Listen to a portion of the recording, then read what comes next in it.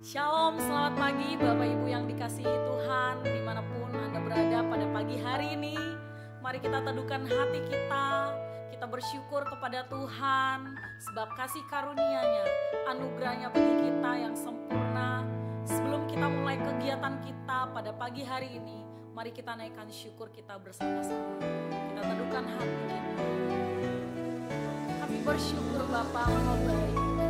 Sungguh kami ada saat ini karena anugerah-Mu. Kami bersyukur Bapa.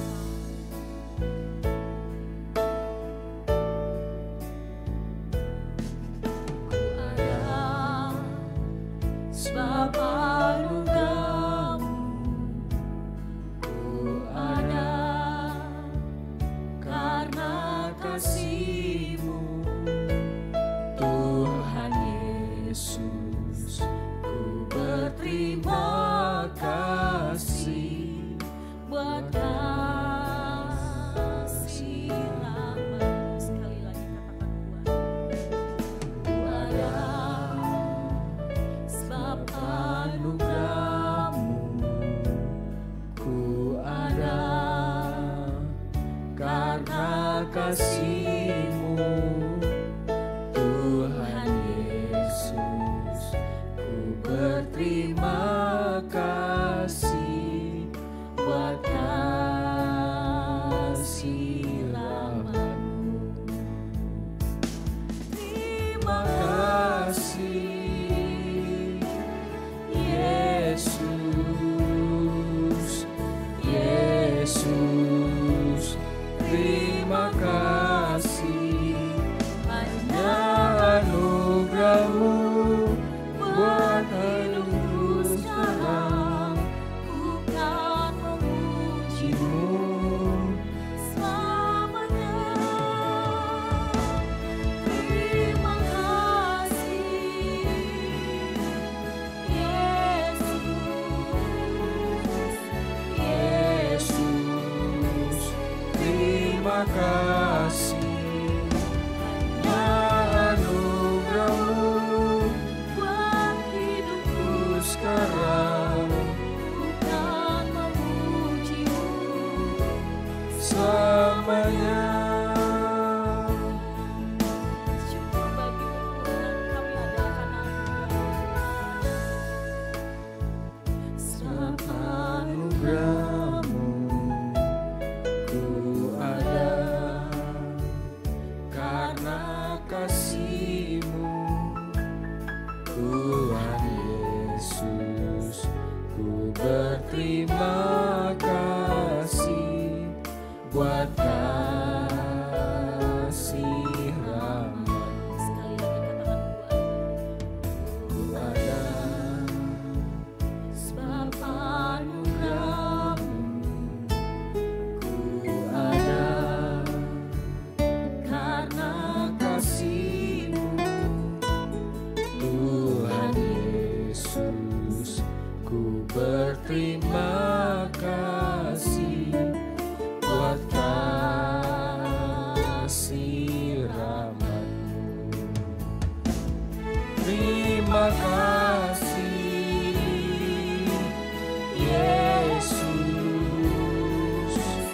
Yesus, terima kasih hanya anugerah-Mu buat hidupku sekarang. Ku kan memuji-Mu selamanya.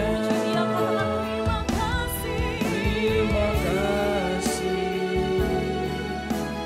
Yesus, Yesus, terima kasih karena anugerah-Mu buat hidupku sekarang. Ku kan memuji-Mu selamanya. Terima kasih, terima kasih. Disyukur kami Tuhan. Aku bersyukur atas kasih setia-Mu Bapa. Oh yang baik dalam hidup. Terima kasih karena anugerah-Mu buat hidupku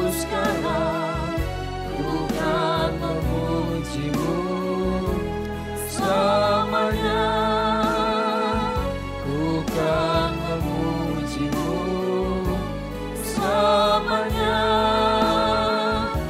Bukan memujimu selamanya.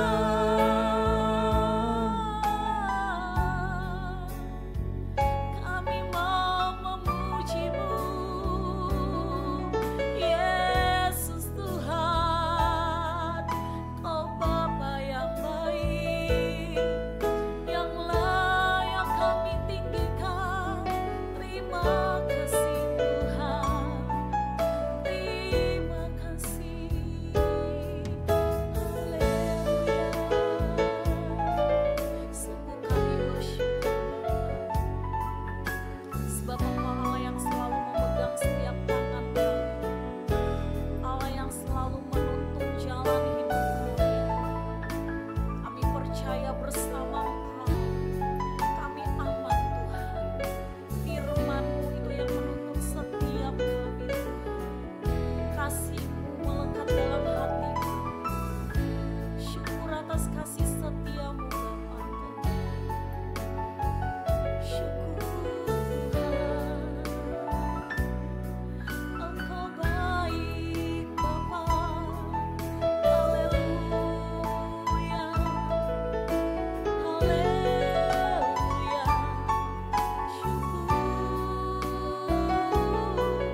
kami berterima kasih Tuhan. Engkau baik, kasih-Mu melimpah dalam hidup kami Bapa.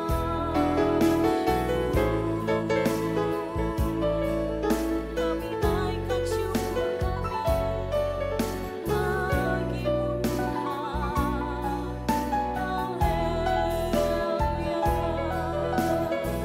Mari kita naikkan ucapan syukur kita, sebab kasih-Nya dalam hidup kita. Dia Allah yang tak pernah meninggalkan kita. Mari kita berikan waktu kita 5 menit. Kita merenungkan segala kebaikan kita. Kita berdoa, ungkapkan setiap isi hati kita bagi Dia. Tuhan yang selalu mendengar setiap keluhan hati kita. Sebab Dia Allah yang setia. Dia tak pernah mengecewakan setiap kita.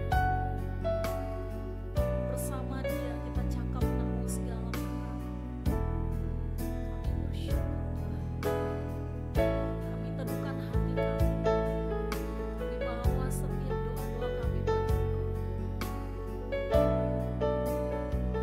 Amin. Yesus.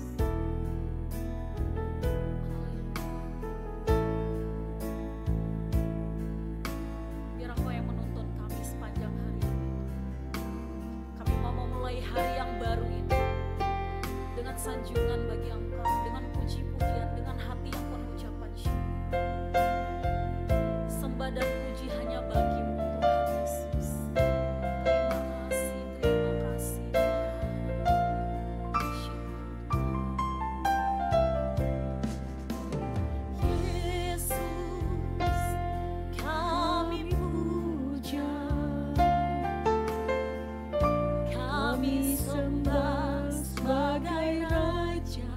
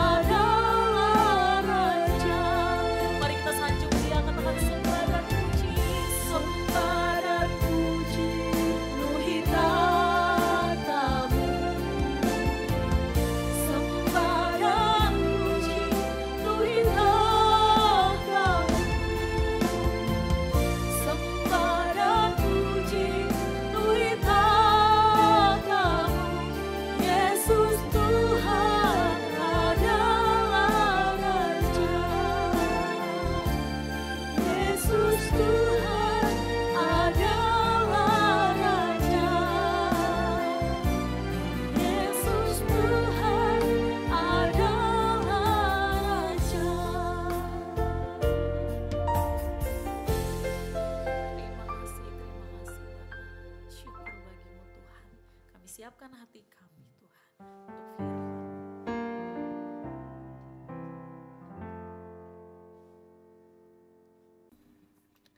Selamat pagi, shalom bagi kita semua. Bapak Ibu Saudara sekalian, sebelum kita mendengarkan renungan pagi ini, mari kita tundukkan kepala lebih dahulu. Mari Saudara. Bapa kami yang di surga, terima kasih untuk pagi hari ini. Biarlah setiap kami mendapatkan pencerahan di pagi hari, mendapatkan penghiburan dan kekuatan yang dari Tuhan, agar kami boleh menghadapi setiap aktivitas kami di hari ini dengan berkenan kepada Tuhan. Terima kasih, urapi mulut hamba-Mu untuk menyampaikan kebenaran ini. Hanya di dalam nama Tuhan Yesus kami berdoa dan mengucap syukur. Amin. Bapak Ibu Saudara sekalian, jika kita merenungkan selama ini bagaimana kita memperlakukan sesama kita, pada orang tua kita, kepada pasangan hidup kalau ada, adik kakak, sesama kita, teman-teman kita, saudara, bagaimana kita melakukannya selama ini? Sebab bagaimanapun kita rajin ke gereja, doa puasa, doa malam, dan lain-lain, jika ternyata kita tidak berkenan kepada Tuhan, artinya apa yang kita lakukan itu tidak menyenangkan hati Tuhan, maka semuanya itu menjadi sia-sia, menjadi aktivitas agamawi saja, atau menjadi aktivitas pikiran manusia saja gitu. Ya mungkin menghibur hati, tapi sebenarnya itu menipu diri sendiri, saudara. Sangat menjadikan kalau kita melihat fakta dalam hidup sehari-hari ini. Ada orang yang kelihatannya rohani, tetapi ternyata tidak demikian, saudara. Sebab kerohanian seseorang tidak dapat dilihat dari luarnya, dari bagaimana ia bicara, dari apa yang terlihat, tidak kelihatan. Kerohanian seseorang ukurannya sebenarnya adalah perkenanan Tuhan. Cuma ya memang perkenanan Tuhan itu tidak gampang diukur. Terutama kalau orang sudah pengalaman ya. Sudah pengalaman puluhan tahun menipu dirinya sendiri. Merasa sudah berkenan padahal belum melakukan. Belum melakukan perbuatan nyata seperti yang diajarkan Tuhan. Mengasihi sesama, mengasihi semua. Apakah kita sudah mengasihi sesama? Jangan engkau menghakimi kalau tidak mau dihakimi. Tapi ternyata kita masih suka menghakimi. Tidak mau merasakan kerugian sedikit pun. Tidak mau mengorbankan perasaannya. Jadi tersinggung sedikit marah misalnya. Ini kan artinya belum rohani sebenarnya, saudara. Ya. Rohani itu definisinya sederhana, saudara. Yaitu hidup yang digerakkan oleh roh, bukan oleh dagingnya, bukan oleh emosinya, bukan oleh sakit hatinya, bukan oleh pikirannya sendiri, tetapi oleh roh yang membimbing kita. Dalam hal ini Roh Kuduslah yang memimpin kita, agar kita boleh hidup berkenan.